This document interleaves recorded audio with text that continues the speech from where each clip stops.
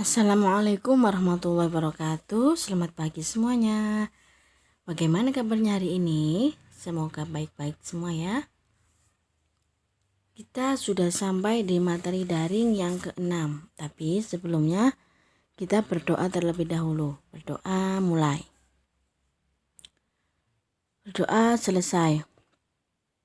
Untuk materi yang ke-6 ini kita akan membahas tentang simpulan isi iklan, slogan, dan poster, dan dilanjutkan ke pola penyajian dan kebahasaan iklan, slogan, dan poster. Yang pertama kita akan membahas tentang simpulan isi iklan, slogan, dan poster. Kamu telah belajar menemukan informasi dalam iklan, slogan, dan poster. Dari informasi tersebut, kamu dapat membuat simpulan isi iklan, slogan, dan poster. Simpulan dapat diartikan sebagai intisari iklan, slogan, dan poster. Untuk dapat membuat simpulan iklan, slogan, dan poster, kamu harus mencermati dan menganalisis isi dari iklan, slogan, ataupun poster. Yang pertama adalah simpulan isi iklan. Kegiatan menyimpulkan isi iklan berarti menyarikan isi beberapa informasi yang terdapat dalam suatu iklan. Informasi dalam suatu iklan dapat beraneka ragam, seperti penjelasan produk, keunggulan ajakan, ataupun paparan program pemerintah. Informasi tersebut disampaikan melalui media yang beragam pula, seperti gerakan, gambar, tulisan, kata-kata, ataupun suara. Oleh karena itu, dalam menyusun simpulan isi iklan, kamu harus memahami media iklan yang digunakan. Jika iklan itu merupakan iklan bergerak, informasi dapat disimpulkan melalui gambar, gerak, suara, dan tulisan pada iklan tersebut. Lain halnya jika iklan tersebut hanya berupa gambar dan tulisan. Iklan yang menampilkan media gambar dan tulisan mempunyai informasi pada gambar dan tulisan yang menerangkan gambar tersebut. Adapun langkah-langkah dalam menyimpulkan isi suatu iklan tidak terlalu sulit. Kamu dapat melakukan langkah-langkah berikut untuk menyimpulkan suatu iklan. Yang pertama, jika iklan tersebut merupakan iklan bergerak, kamu dapat mengamati gambar gerak, suara, dan jika ada tulisan pada tulisan iklan tersebut. Jika iklan tersebut berupa iklan gambar, kamu dapat melihat dan mengamati gambar dan tulisan pada iklan tersebut dengan seksama. Yang kedua, menemukan ide pokok dalam pengembangan iklan tersebut. Ide pokok dapat berupa barang atau kegiatan apa yang ditawarkan, tujuan dari iklan tersebut, dan tidak ketinggalan informasi yang menyusun iklan tersebut. Kemudian langkah penyimpulan yang ketiga adalah menyusun simpulan dengan kalimat sendiri. Kamu dapat menyusun simpulan dengan kerangka ide pokok, tujuan, dan informasi yang telah kamu dapatkan ketika mengamati suatu iklan. Susunlah dengan padu serta menggunakan kalimat baku dan efektif. Simpulan yang kamu buat tidak boleh menyimpang dari isi iklan yang kamu amati. Ini adalah cara menyimpulkan isi slogan. Kegiatan menyimpulkan isi slogan berbeda dengan menyimpulkan isi iklan. Perbedaan itu terjadi karena media dalam penyampaian iklan dan slogan berbeda. Media penyampaian slogan lebih sederhana daripada iklan. Dalam penyampaiannya, slogan menonjolkan kekuatan makna dalam kata, frasa, klausa, ataupun kalimat. Oleh karena itu, kamu harus memperhatikan makna dari kalimat yang disimpulkan dalam suatu slogan untuk dapat menyimpulkan isi slogan. Kalimat dalam slogan merupakan kalimat singkat. Dalam pemaknaannya, kadang-kadang terdapat pembuat yang menyelipkan pesan implisit. Artinya, kamu harus mencari makna yang tersembunyi dalam slogan tersebut. Langkah-langkah dalam menyimpulkan slogan ada 4. Yang pertama, membaca dan mengamati dengan cermat kalimat dalam slogan. Yang kedua, menemukan ide pokok dalam slogan. Yang ketiga, menuliskan simpulan berdasarkan ide pokok yang telah ditemukan.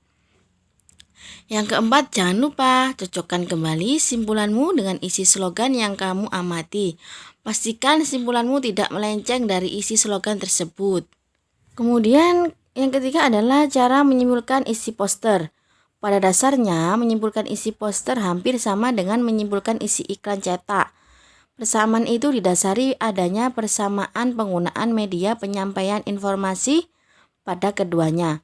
Poster merupakan media penerangan berupa gambar dan tulisan. Gambar pada poster berguna untuk memvisualisasikan barang, kegiatan atau informasi yang akan diinformasikan. Gambar tersebut berfungsi menguatkan penjelasan berupa kata-kata yang berisi informasi poster. Jadi, kamu harus fokus mengamati gambar dan kalimat untuk dapat menyimpulkan isi poster. Adapun langkah-langkah dalam menyimpulkan poster ada 3. Yang pertama, mengamati gambar dan kalimat pada poster dengan cermat. Yang kedua, menentukan ide pokok dari poster. Ide pokok pada poster dapat diketahui dari gambar dan tulisan yang menyusun poster tersebut. Ide pokok yang dapat diidentifikasi antara lain informasi yang disampaikan, pesan dan tujuan poster. Yang ketiga adalah menyusun simpulan isi poster dengan bahasa sendiri. Ingat, simpulanmu tidak boleh melenceng dari isi poster yang kamu amati. Selanjutnya kita akan masuk ke materi pola penyajian iklan, slogan, dan poster. Iklan, slogan, ataupun poster merupakan media yang ditujukan untuk menawarkan atau memberi informasi kepada khalayak. Iklan, slogan, ataupun poster harus dikemas semenarik mungkin agar dapat menarik perhatian khalayak. Kemasan yang menarik berhubungan dengan pola penyajian dan juga bahasa yang disajikan. Pola penyajian dapat dibedakan berdasarkan media kreatif yang digunakan. Sementara itu, aspek kebahasaan berhubungan dengan penggunaan kata atau kalimat baik dalam iklan, slogan maupun poster. Untuk yang pertama adalah pola pengembangan iklan. Iklan merupakan salah satu media pemasaran kreatif. Untuk mendukung fungsi iklan sebagai media kreatif dibutuhkan wadah ataupun sarana untuk menuangkan ide. Ide tersebut dapat dituangkan dalam media, baik media cetak maupun media elektronik. Yang pertama adalah media cetak. Iklan di media cetak cukup beragam. Ada beberapa jenis iklan yang termasuk ke dalam iklan media cetak. Salah satunya adalah iklan kolom, suatu koran atau majalah. Iklan media cetak mengandalkan media gambar, warna, dan tulisan sebagai media untuk menarik khalayak. Pembaca dapat mengetahui informasi mengenai isi iklan dengan melihat gambar serta membaca kalimat pada iklan. Yang kedua adalah media elektronik. Pada dasarnya iklan elektronik lebih menarik daripada iklan cetak. Iklan elektronik dapat didukung oleh media suara, tulisan, gambar, dan gerak. Penggunaan media yang lebih kreatif membuat isi iklan lebih menarik dan disukai khalayak. Macam-macam iklan elektronik sebagai berikut. Ada iklan radio, mengandalkan suara sebagai media penyampaian isi iklan.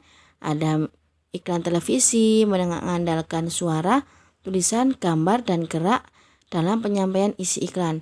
Kemudian ada iklan internet, mengandalkan suara, tulisan, gambar, dan gerak, bahkan film dalam penyampaian isi iklan. Selanjutnya ada pola pengembangan slogan atau penyajian slogan. Pola pengembangan slogan lebih menitik beratkan kepada kedalaman makna suara kalimat. Kata atau kalimat tersebut dapat menimbulkan minat khalayak. Dengan demikian, khalayak akan tertarik untuk melakukan maksud yang dikehendaki pembuat slogan. Slogan juga dibedakan menjadi 2, ada di media cetak dan media elektronik. Untuk lebih jelasnya tolong dibuka halaman 39. Selanjutnya ada pola penyajian atau pengembangan poster. Poster merupakan media yang paling sering dilihat di ruang terbuka. Biasanya ukuran poster dibuat besar dengan warna yang mencolok. Poster mengandalkan gambar dan tulisan untuk menarik perhatian khalayak. Poster merupakan media yang disajikan secara visual. Kekuatan poster dapat pada gambar dan tulisan. Biasanya gambar dan tulisan tersebut dicetak dalam plakat berukuran besar dan mencolok agar mudah dilihat khalayak ramai. Pola penyajian poster jarang ditemukan pada media elektronik. Selanjutnya kita akan membahas tentang struktur iklan.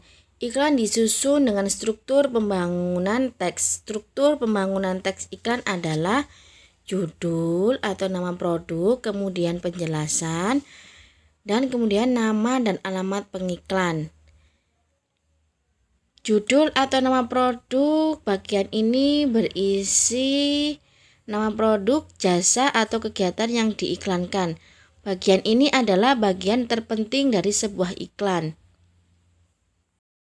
Kemudian bagian penjelasan berisi tujuan produk, jasa, atau kegiatan tersebut diiklankan. Bagian ini juga menerangkan penjelasan dan detail iklan tersebut. Aspek-aspek yang ingin disampaikan atau ditawarkan pemasang iklan disampaikan secara terperinci. Biasanya bagian penjelasan pada iklan cetak terdapat gambar produk atau jasa yang ditawarkan. Kemudian struktur yang terakhir adalah nama dan alamat pengiklan. Bagian ini berisi nama orang, alamat, atau nomor telepon yang dapat dihubungi. Nama dan alamat pengiklan memudahkan khalayak untuk menghubungi pengiklan. Pada iklan penerangan atau layanan masyarakat, nama dan alamat pengiklan biasanya terdapat logo instansi pemerintah. Pada iklan komersial dengan skala nasional, kadang alamat pengiklan tidak selalu dihadirkan. Selanjutnya kita akan membahas tentang ciri kebahasaan iklan, slogan, dan poster. Baik iklan, slogan, maupun poster menggunakan bahasa yang menarik, tepat, dan sopan. Bahasa tersebut disusun untuk menonjolkan informasi baik pada iklan, slogan, maupun poster.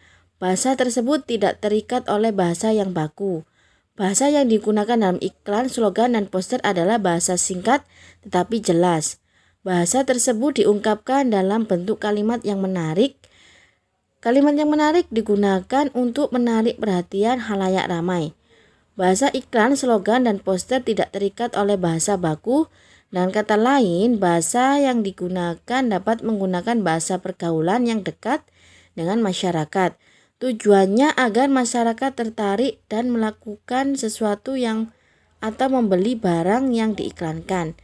Bahasa dalam iklan, slogan, dan poster dapat dibedakan berdasarkan fungsinya. Berdasarkan fungsinya, kata, frase, klausa, atau kalimat yang digunakan baik dalam iklan, slogan, maupun poster dapat dibedakan menjadi 4 jenis. Keempat jenis kalimat tersebut adalah kalimat deklaratif, interrogatif, dan imperatif, serta interjeksi. Kalimat deklaratif juga bisa disebut kalimat berita. Kalimat deklaratif adalah kalimat pernyataan yang berfungsi menyatakan atau menginformasikan sesuatu. Contohnya adalah batik Wisnu, batik murah dan berkualitas. Kemudian kalimat interrogatif juga bisa disebut kalimat tanya. Kalimat interrogatif berfungsi menanyakan sesuatu dengan intonasi tanya. Kalimat ini ditandai oleh kata tanya seperti apa, kapan, di mana, atau mengapa. Sementara itu, tanda tanya digunakan pada akhir kalimat interrogatif. Contohnya adalah, apakah Anda tertarik menggunakan produk ini? Selanjutnya, kalimat imperatif bisa juga disebut kalimat perintah. Kalimat perintah berfungsi untuk mengharapkan tanggapan berupa tindakan dari lawan bicara. Kalimat ini berpola intonasi perintah yang ditandai dengan tanda seru. Kalimat imperatif memiliki beberapa macam, yakni perintah sebenarnya, larangan, dan ajakan.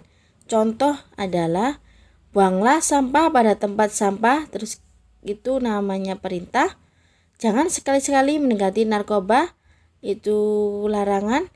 Ayo segera ganti produkmu dengan produk ini, itu adalah ajakan. Yang ciri kebahasaan yang terakhir adalah kalimat interjeksi, biasa juga disebut kata seruan. Kalimat interjeksi berfungsi untuk menyampaikan perasaan pembicara. Kalimat ini mempunyai pola intonasi seru yang ditandai oleh tanda seru. Hal ini tidak beda dengan imperatif ya. Contohnya, wah, Betapa indah alam Indonesia. Di situ ada contoh kata wah. Demikian materi yang bisa saya sampaikan, semoga bermanfaat ya. Untuk tugasnya bisa dilihat dalam slide berikutnya. Saya akhiri, wassalamualaikum warahmatullahi wabarakatuh. See you. Tetap semangat ya.